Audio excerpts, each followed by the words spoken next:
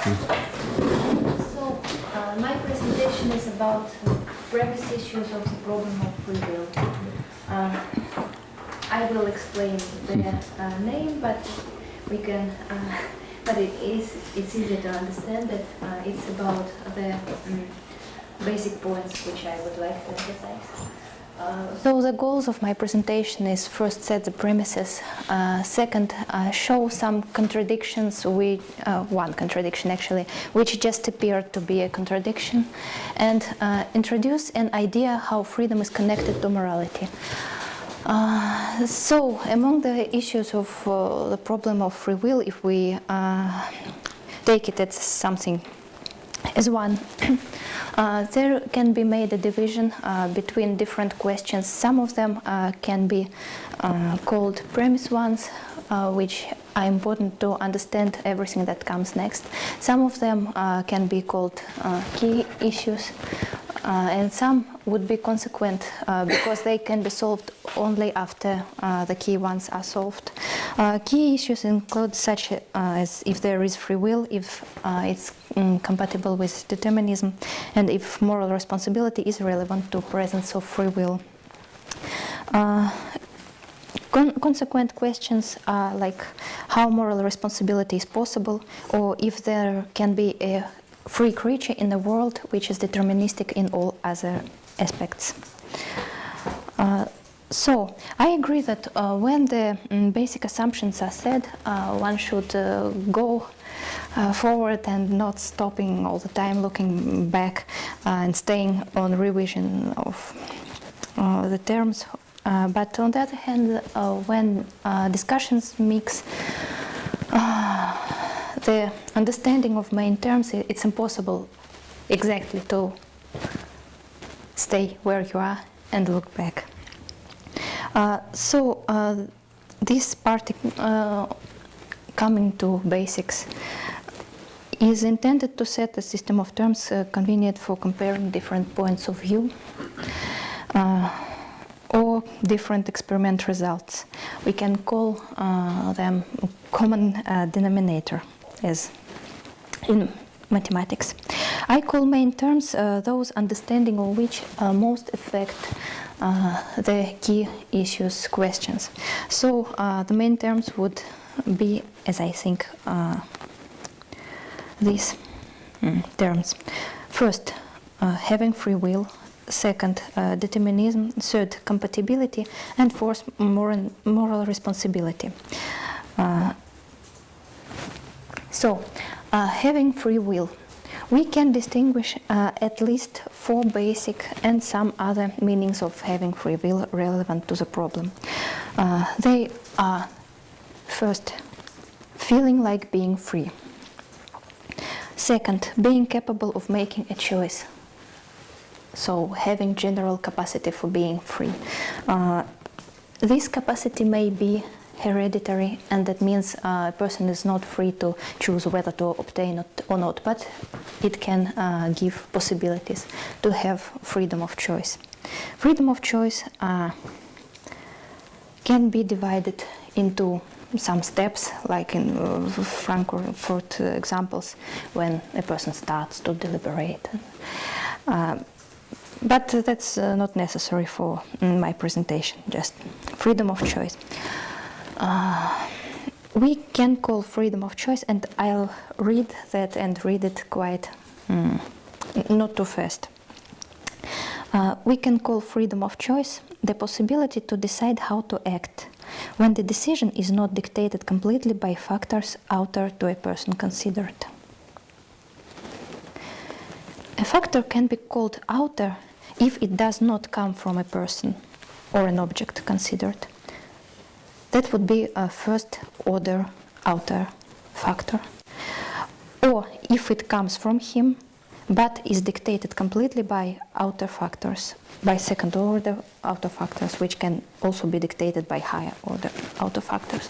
So we have a decision which is dictated completely by outer factors or is not. What does it mean?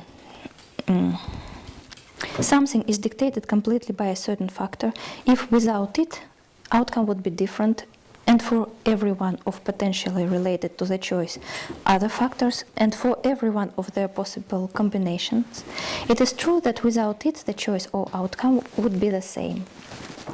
These definitions do not make a circle, but the investigation could be really long.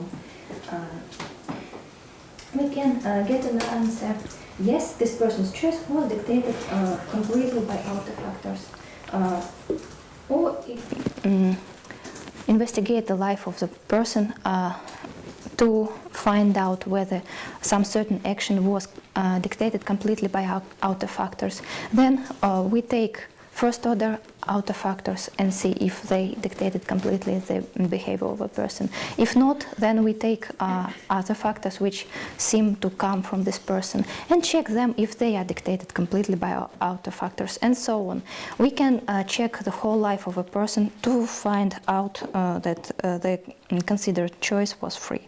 Or we can come to some consent that there was free choice if we have excluded the answer: yes, it's not free. For outer factors of some chosen order and less. For example, we consider some behavior and see that it was not dictated completely by first order outer factors.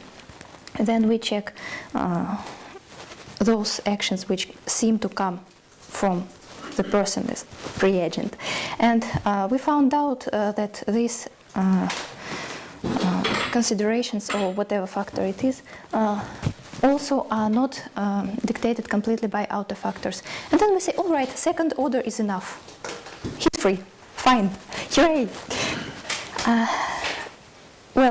Intuitively it seems that the higher the order, the more the person's impression of his freedom is. Fourth understanding of having free will is having a possibility to act according to the choice made. And that's four basic understanding of having free will. Fifth are different combinations of those four basic things.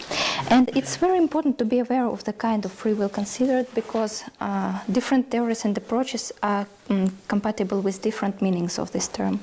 For example, compatibilism is quite consistent with the feeling of being free.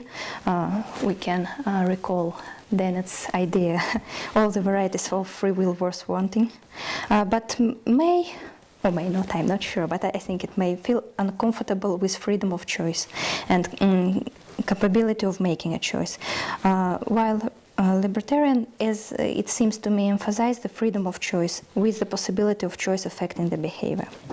This distinction can be a useful tool for different fields of research. For example, and here I come to a contradiction which just seems to be a contradiction. We need to figure out if the interaction issue, whether consciousness affects behavior, has anything to do with free will. And I would say, yes, both. It has and it hasn't. Why? The answer would depend on our approach to having free will. If we emphasize possibility to act according to our choice, we will admit that the relation between choosing and acting is important, so interaction problem seems to be relevant to free will issues. And here I assume our choice is made with our consciousness. On the other hand, if we emphasize possibility to choose and don't care about possibility to act according our choice, then these issues may be considered as independent.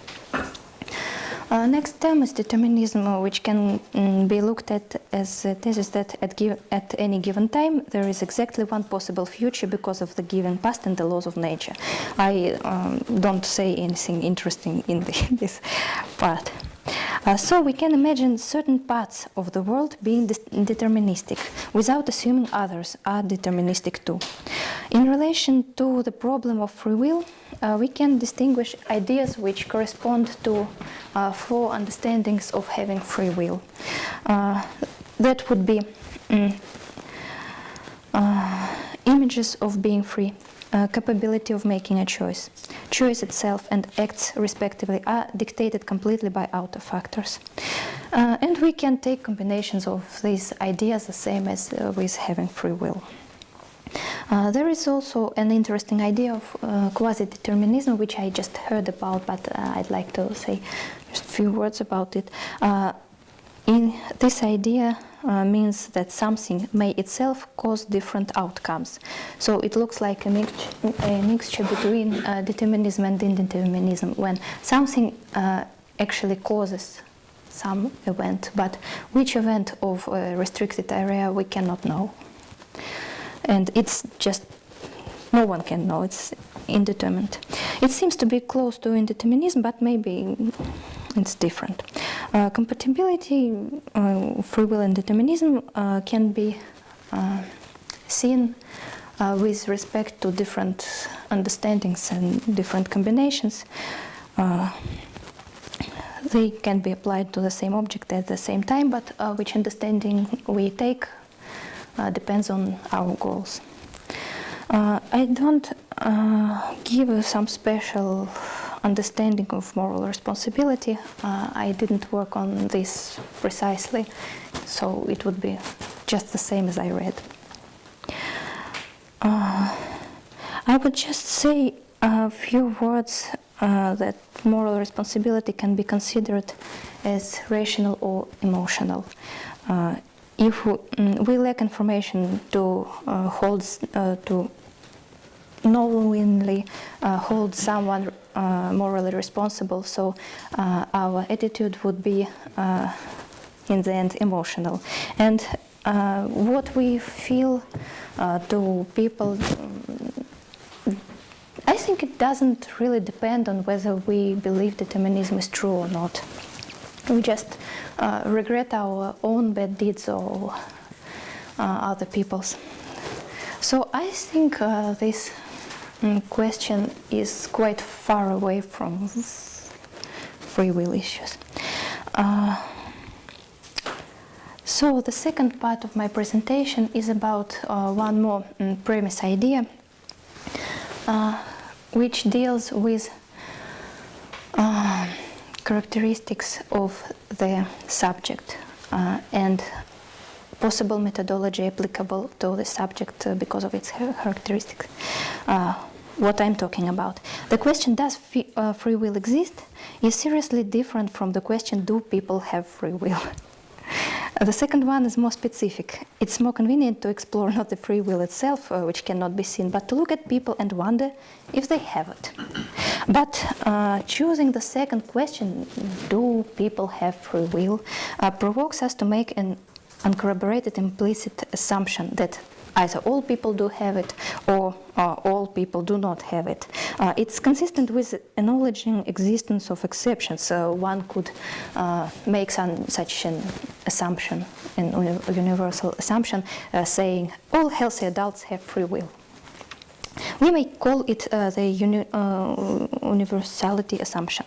We do not know if it is true. So any result we get will apply to the certain person we got it for. We found someone investigated all his life and say, alas, he was never free. That doesn't mean no one has free will. Doesn't mean, that just means that this person doesn't have free will. Or maybe our investigations were wrong. Or if we happen to find someone who is free and I don't know how we're able to show he is free, that doesn't really mean anything. Maybe he's the only free person in the world. Different results for different people do not make a contradiction and do not mean there is a mistake. Even if we knew free will exists, there would still be a question, do we or do they have free will? So we can think about groups of people with different relation to the answer of the problem of free will. And we cannot get an answer that free will does not exist from knowing that none of explored persons had it, until we know our universality assumption is true, or if it is not true, until we distinguish all such groups. So we could find a characteristic of people who are free, or a characteristic of different group of people who are never free, although they may seem to be free and feel free. here I would like to introduce an idea which I'm not intended to prove right now. It's just an idea which I think is plausible, and I would like to hear what you think about it. So, it's quite thinkable that most of people do not have free will, but some of them do. Here is a hypothesis showing how it could be.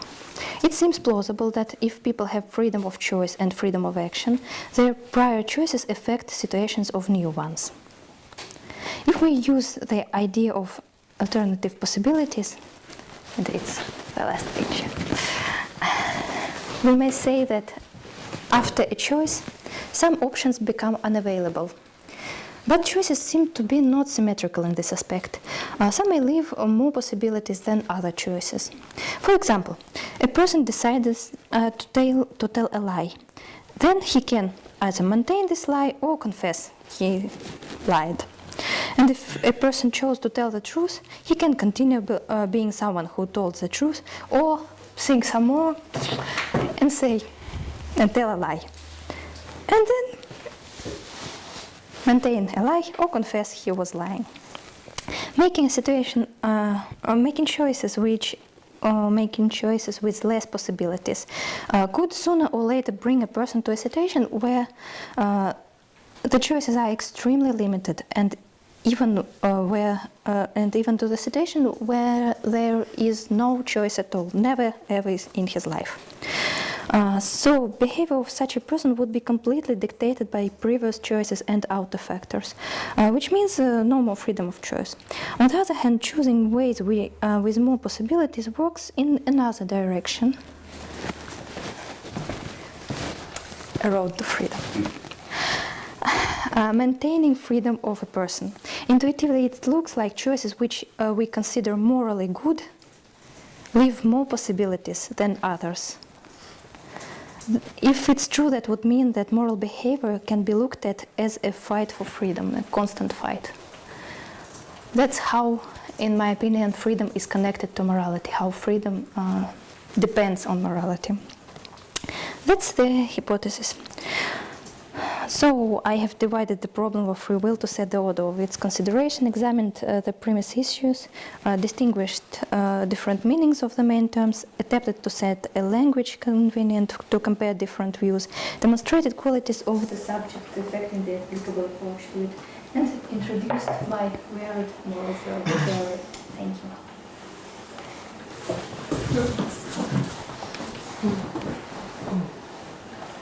you. Okay. I think you're fast. Yeah, I was thinking about, it's like an interesting suggestion that maybe free will exists, but fairly few people have it. I thought that this seems to be, so this isn't really a question, it's just a comment. That seems to be possible as well on certain established free will theories, like suppose that Robert Cain is right, for instance, and you need to make these self-forming willings in order to have free will.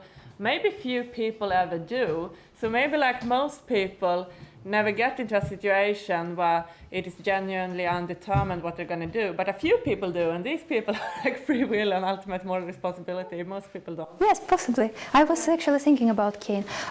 Could you please decide yourselves the order of questions? I'm very embarrassed about that. Oh, please.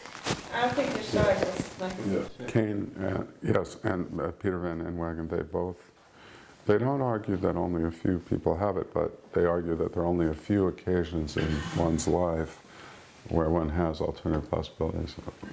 Okay, yes? Yes, I have a question about, you have these four conditions that or four ways of interpreting what it means to have free will, I guess. And I was wondering if you could say a bit about what it means to have freedom of choice. How are you taking that? That seems to be like the key issue with free will. Once we give an account of freedom of choice, then we can say what it means to have freedom of action and being, yeah. No, I wouldn't say that if we have freedom of choice, we have freedom of action. That's the point. They are separated. You can remember Hume's example where a person is determined in his choice, but is free to act according to it. Yeah, I didn't mean to say that if you have freedom of choice, you have freedom of action. Just we should understand freedom of choice first in order to give an account of freedom of action. Oh, well, it was a big part of my presentation. I'll be happy to explain something which I maybe explained not quite transparent, but I actually talked about that more than others. All right, one more time. We can think of freedom of choice in instrumental terms, like how we find out if the person is free. Maybe this will be more transparent. So we take some choice and try to find out what made this choice happen, why it is this choice and not some other one. And we consider all the possible influences. Like we look at the person's genetics, person's upbringing, what he ate for breakfast and so on. And we try to find out if all the factors like that come from outside the person. There is something he just have chosen. And if there is such a thing, we take this thing and start investigating that. We look, did he really act like in libertarian agency? Or maybe something completely dictated his choice. Maybe his choice, which seems to be free, is because he read a certain book yesterday. And we repeat the same investigation for this part.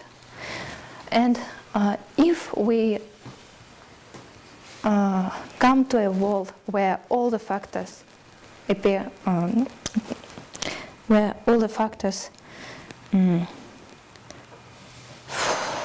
well, we know that all the factors were outer to a person. So we just say, no, this action was not free in no part. And if we don't come to this wall, we can search through all the life of this person. And if there is nothing in his life which completely dictated this choice, we have to admit that the choice was free. So you said outer, so you distinguish between outer and inner, and that makes sense. But when you say inner, does that involve, I'm trying to understand what kind of agency you think that involves. Does that involve the kind of libertarian free agency? So there's nothing that explains it? Because we might think that I make choices and we could say that I make them because I want to or I think I have a reason to. And we could say that those are inner. But it might be that the reason I think that that counts as a reason, or the story about why I think that counts as a reason, is going to refer to stuff that's outer and antecedent to my choice. Would that be okay? Or so does it matter how these inner choices come to be inner? Or come to be made? Well, what you count as an inner choice depends on your goals. I tried to make the most strict thing, so it comes to be libertarian one. But we can adjust it if we want to. So whenever you act, presumably you act on the basis of a pro-attitude or a desire or an intention. So there's something inner whenever you act. But is your view that if you can trace that inner thing to something outer via a deterministic path, that's the problem? Not quite. If everything in this inner consideration comes from outside, then I would say there is no freedom in my understanding. But if there is something, it would be agency, yes, I admit. So usually when I deliberate, let's say I'm deliberating and then I make a choice, there's something inner there in my deliberation.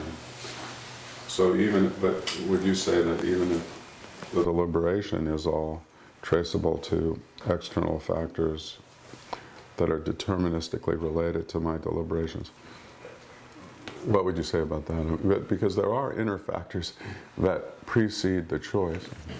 Yes, of course, but then the deliberation could be completely dictated by second-order factors. Or by external factors? By external factors. Because by second order, sometimes we mean something like what Frankfurt meant, but it sounds like you mean antecedent prior causing.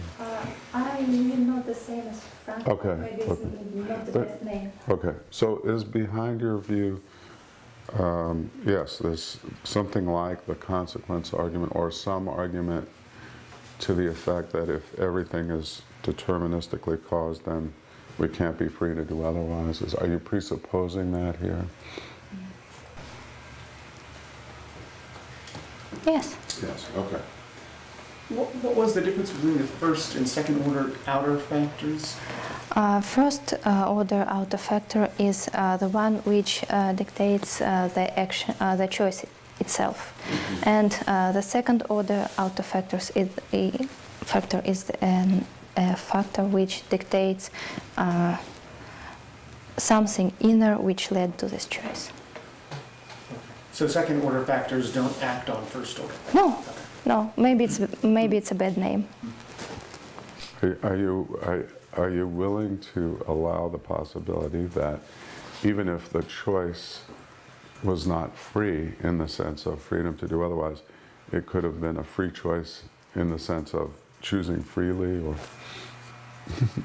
or do you think that all freedom goes down the drain when you have determination?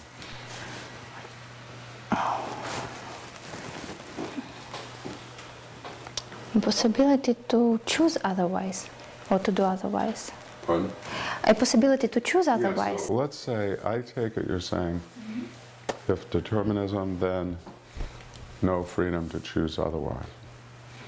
But could you still make a free choice? Could you still, I mean, kind of like in the Frankfurt cases, or arguably, there are other ways to motivate the idea that there might be different kinds of freedom.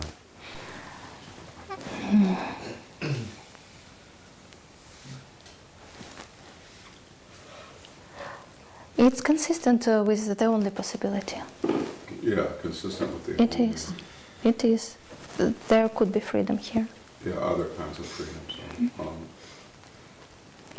I would really love to hear some impressions on the last part. Yeah. Does it really make sense? Can you explain that again? Yeah, give us the story again. That's a very pretty picture, but tell us the story.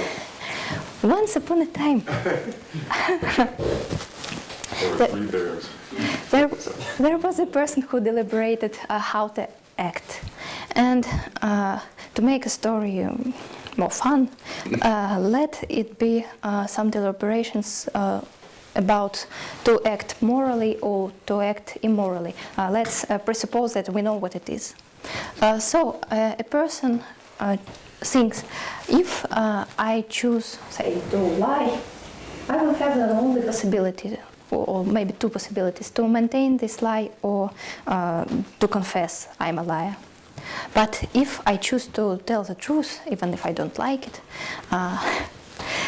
then I will have a possibility to be a truthful person, or to think some more and eventually come to being a liar. So here, if a person lies, he comes to a path which leads to less possibilities. And then this person comes to some other choice on this way. So did I say here I'm considering alternative possibilities? I am. So this person comes to some other choice, and the more, the less nice his choices are, the less possibilities he would have. And finally he could come to a situation when he doesn't have any possibilities except for maybe 1.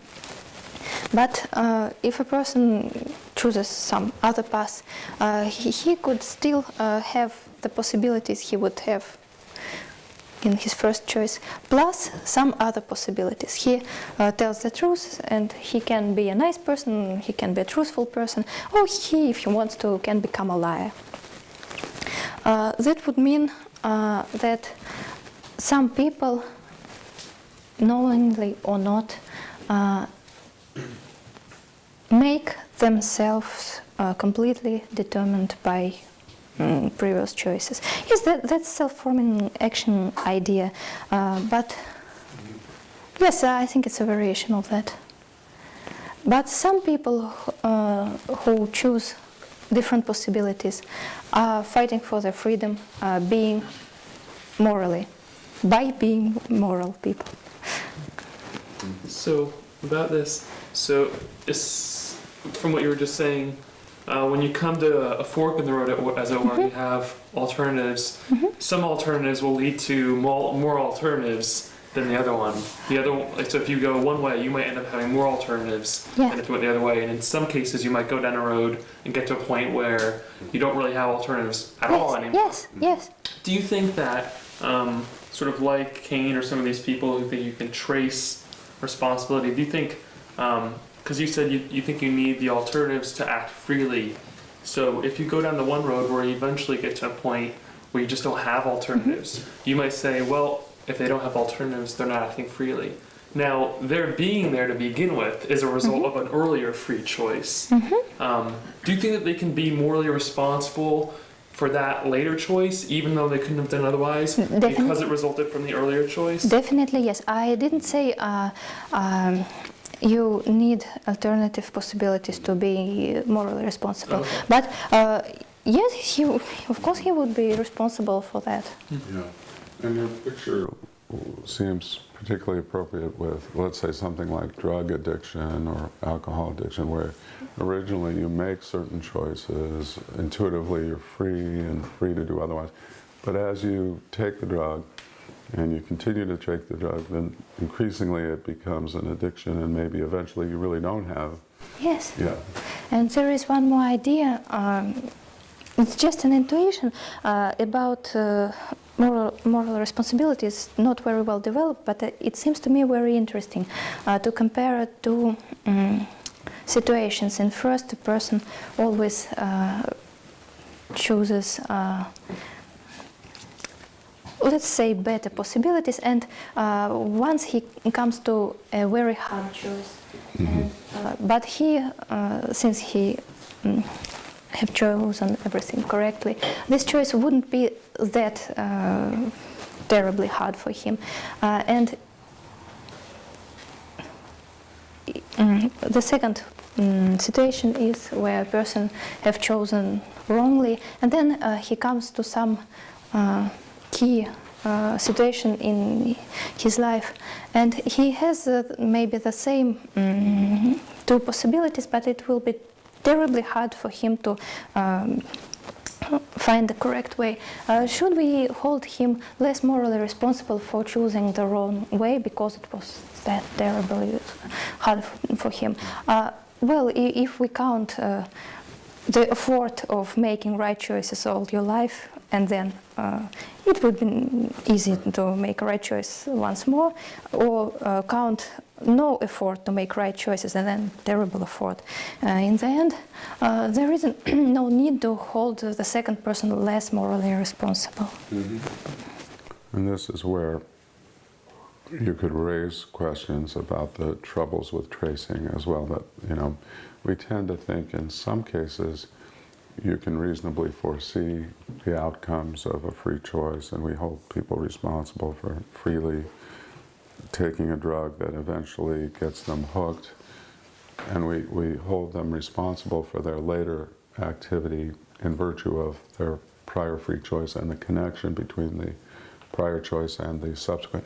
But then, you know, Dan was talking about these cases where, and I mean, as you know, I'm a proponent of tracing, but I do think people like Manuel Vargas and Michael McKenna and others who think there are these deep troubles with tracing would say there may be points in our lives where we make free choices to start on a certain path, and maybe it's early in our lives, and perhaps it's just unreasonable to think that we can predict features of the path later, and sometimes we start, as we walk down that path, we find we don't have alternative possibilities in the end, but it wasn't really reasonably foreseeable. Now, I don't know, I mean, they worry about these cases. I don't know that I've ever seen one specifically worked out. You know, like we talked about Jeff the Jerk, and I know McKenna, I think, elaborated on it and said, well, suppose he goes to the gym every day and takes steroids and tries to be very macho, and then eventually, you know, it's not reasonable to expect him to know that that will lead to eventually him becoming an insensitive jerk who lays people off or fires people in a cruel way. But, you know, I'm not sure that example works. But there may be other cases where you'd want to say life is such that you can't predict when you actually have to make decisions that maybe foreclose other paths. I don't know. I'm not sure I will agree about foreseeing as necessary condition to hold a person morally responsible. There is a very nice Russian saying, do what you ought to do and let it be the way it will be. Yeah. Thank you. I don't know about foreseeability either, but I do worry that that could happen sometimes, but yeah. I suppose it's kind of a presupposition of moral education that we're trying to create individuals who are free. In any case, other comments that I want to give to Oksana? Okay, well, thank you. Thank you.